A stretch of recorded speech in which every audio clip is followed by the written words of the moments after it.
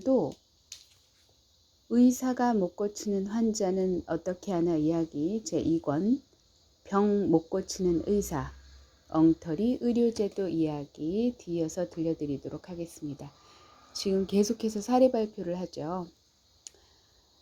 추간판 탈출증, 일명 디스크 수술 중 과실로 하대정맥의 혈관을 손상하여 출혈이 발생하였으나 출혈 부위를 찾아내지 못하여 결국 심장마비로 사망케 한 사례. 우측 경부 종괴 제거술 후 우측 척수부 신경 불안전 마비의 장애가 생긴 사례. 다리골절 환자를 물리치료하면서 골절된 다리를 무리하게 꺾어 재골절된 사례.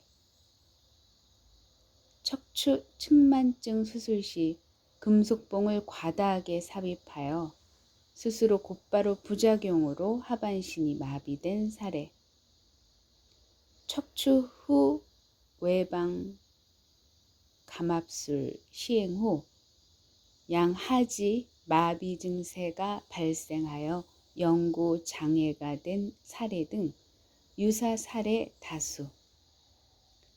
심신 중격 결손 수술을 받기에 적합한 전신 상태가 아닌 환자에게 흉부 외과 의사가 신중하고도 진지한 검토 없이 마취과 의사로 하여금 마취 유도를 시행케 한 결과 폐출혈로 인한 심정지로 사망케 한 사례.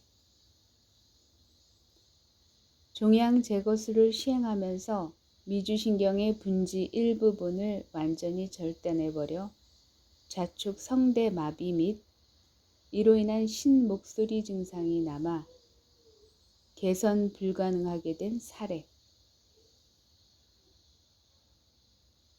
종양 제거 수술 도중 척수신경을 손상시켜 양하지 마비의 신체 장애가 영구히 남게 된 사례 등 유사 사례 다수.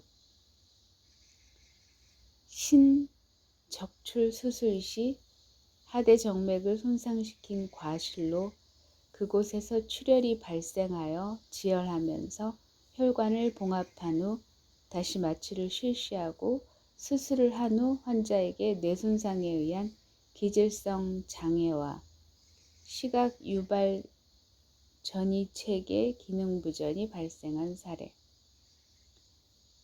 혈액형이 B형인 환자에게 간호사의 착오로 A형 혈액을 약 200cc 수혈한 결과 부작용으로 환자가 사망한 사례.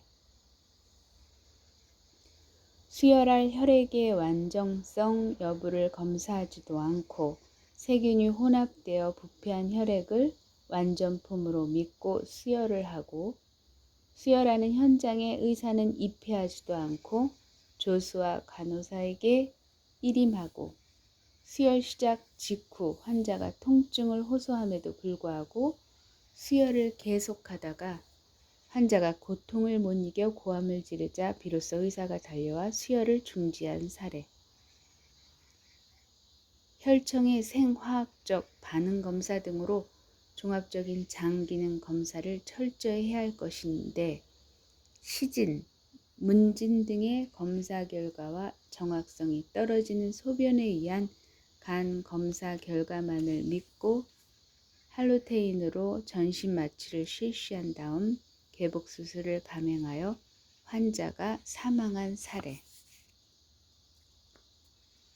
두개강 내 출혈상의 수술을 위한 마취 과정에서 질소가스를 잘못 공급하여 중독으로 사망한 사례. 수련기간이 2주에 불과한 인턴에게 마취를 맡겨 부작용으로 환자가 치매 상태에 이른 사례.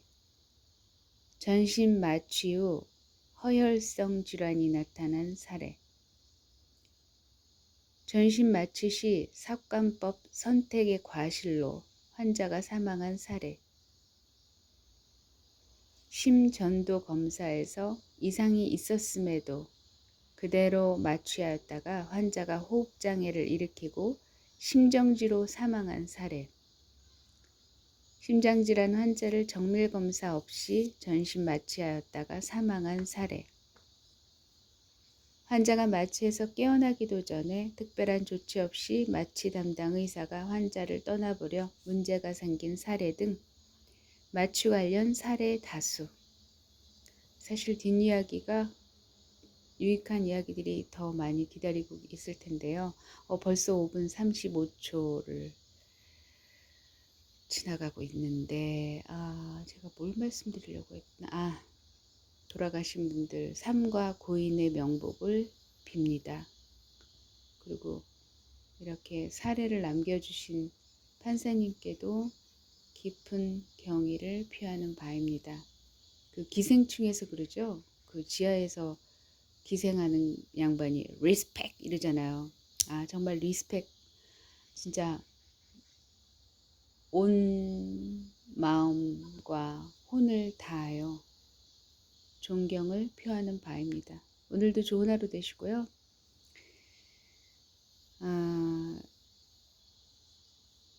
우리 몸을 우리가 스스로 고칠 수 있는 방법은 여러 가지 방법이 있습니다. 뭐 섭생도 있고요. 일단 먹는 거 정말 중요하고, 그 기거하는 곳, 자는 곳, 이 아파트라는 것이 너무 뻔하잖아요. 요즘 우후죽순으로 많이 새 아파트들이 탄생을 하는데 겉은 그럴싸하고 정말 럭셔리하고 화롭고, 그런데 그 기자재들이 사실은 굉장히 문제가 많은 걸 알고 있거든요. 폐기 처분한 그런, 말하자면 쓰레기들 잡동사니로 알고 있는데 그걸 좋다고 하는 사람들을 보면 참 안타깝죠. 그래서 사실 먹는 거, 또 자는 거, 또 뭐가 있을까요? 입는 것도 뭐 해당 사항이 있겠죠. 요즘은 막 신소재들이 어마어마하게 탄생하고 있잖아요.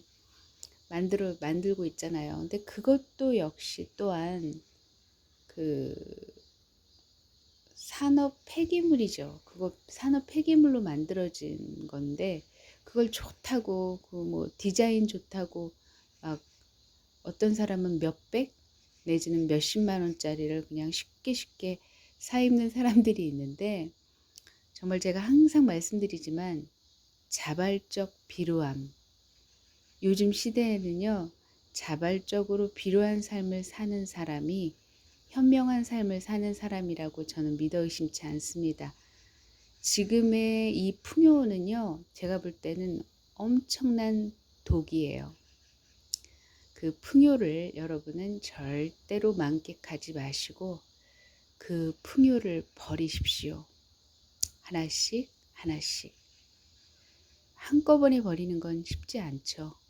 조금씩 마치 그 개구리를 잡을 때 가마솥에 어느 정도 미지근한 물을 데워서 그 상태에서 개구리를 집어넣는다고 하더라고요. 그러면 이제 개구리들이 따뜻하니까 그냥 어느 정도 이렇게 머물러 있대요. 그러다가 이제 장작불이 데펴지면서 완전히 이제 가는 거죠.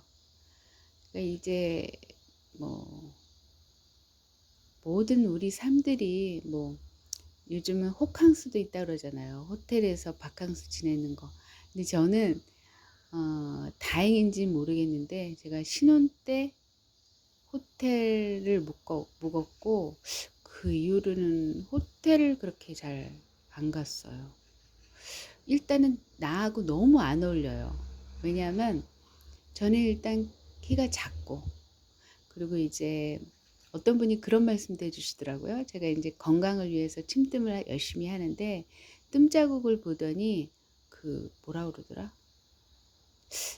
담배 꽁초로 이렇게 살을 지지는 게 있나 봐요. 그걸 뭐라고 하더라? 갑자기 생각이 안 나는데, 아무튼 그런 걸로 오해할 수 있겠다라고 말을 하더라고요. 근데 저는 처음에 그게 무슨 말인가 했는데, 그러니까 이제 뭐 내가 이제 워낙 그 사람한테 평소에 나는 뜸을 한다, 침을 한다 이런 얘기를 해서 자기는 그나마 오해를 벗을 수 있었지만, 대부분 일반적인 사람들은 담배로 피부를 그렇게 지진 걸로 알겠다. 뭐 이제 이렇게 얘기를 하더라고요. 그래서 그런가 보다. 남의 시선은 별로 저는 중요하지 않으니까. 그리고 또 호텔 같은 데 가면 뻔하잖아요. 거기 안에는 모든 게 다 시설이 있잖아요. 뭐 수영장도 있고 뭐 없는 게 없이 다 많을 텐데. 근데 이제 수영장 같은 경우 제가 아는 분도 사실은 뭐 호캉스에서 그렇게 보냈다고 얘기해 주시는 분도 계셨어요. 그분한테는 엄청 큰 자랑이긴 한데 저는 좀 안쓰럽게 느껴지기도 하고, 왜냐하면은 어쨌든 호텔이라는 게 그냥 여러 사람들이 거쳐가는 곳이잖아요. 1급이든 뭐 음, 어느 방이든. 그래서 모르겠어요. 저는 어쨌든 호텔에 대한 로망이 없습니다. 그냥 저는 황토방이 좋고 오래된 집이 좋고, 오래된 집을 개조해서 살 수 있으면 정말 좋겠다는 생각을 하는 사람의 입장에서는 호텔은 그닥 그렇게 부럽지 않아요. 그래서 제가 좀 찌질하죠. 제가 생각해도 그런데 그럼에도 불구하고 저는 그냥 그런 찌질한 제가 참 좋더라고요. 일단 편하니까. 그렇습니다, 여러분. 오늘도 행복한 하루 되시고요. 내일 또 다시 만나 뵐 수 있었으면 좋겠습니다. 이거 사실 저는 이게 일종의 메아리예요. 그리고 나 자신을 위한 어떤 다짐? 그리고 우리는 언제든 죽음을 향해 달려가고 있고요. 언제 어디서는 우리가 발병은 노출될 수 있거든요. 그거에 대해서 예비 차원으로 항상 하니까. 그리고 저는 이제 욕심을 잘 안 부리려고요. 왜냐면은 제가 20년을 넘게 알아왔던, 그리고 어렸을 때 이미 스테로이드 이제 굉장히 많이 그 뭐라고 그럴까요? 잠겼던 썼던 사람으로서, 그래서 저는 이제 축빈을 열심히 뜸을 뜨고 있어요. 근데 제가 볼 때는 그래도 뜸을 한 10년에서 20년은 떠야지 그게 없어지지 않을까 하는 생각이 들긴 하거든요. 그래서 저는 어쨌든 열심히 뜨고 있어요. 그리고 이제 욕심을 안 부리고 있어요. 그리고 사실 요즘은 정말 심적으로 굉장히 안정감을 느끼고 있는 게 저는 충분히 뜸이라고 보거든요. 뜸 덕분이라고 보거든요. 그래서 지금 순간순간 살아있음을 느끼고 있고, 무엇보다도 가족 구성원들에게 최소한의 내가 할 도리는 해야겠다라는 아주 기본적인 개념을 갖추고 있다는 것만으로도 이미 성공한 거라 믿어 의심치 않고요. 제가 좀 그런 스타일이었습니다. 우울증이 엄청 심했거든요. 이게 그 스테로이드제 약도 한몫했을 것이고, 또 그것으로 그 나머지 파생됐던 여러 가지 문제들을 아울러서 여러 가지 이유 덕분에 우울증이 심각하게 앓았었는데, 지금은 그런 것이 없어졌다는 거, 그것만으로도 저는 큰 축복이라 여기고 감사하게 생각하고, 그러고 잡다한 생각들을 안 해요. 옛날에는 굉장히 뭐라고 할까, 막 일어나지도 않은 일에 대한 두려움, 공포로 쌓여 있었다면 지금 현재 초점을 맞추고 있다는 거, 그거 외에는 다른 거 없습니다. 여러분, 내일 또 만날게요. 감사합니다.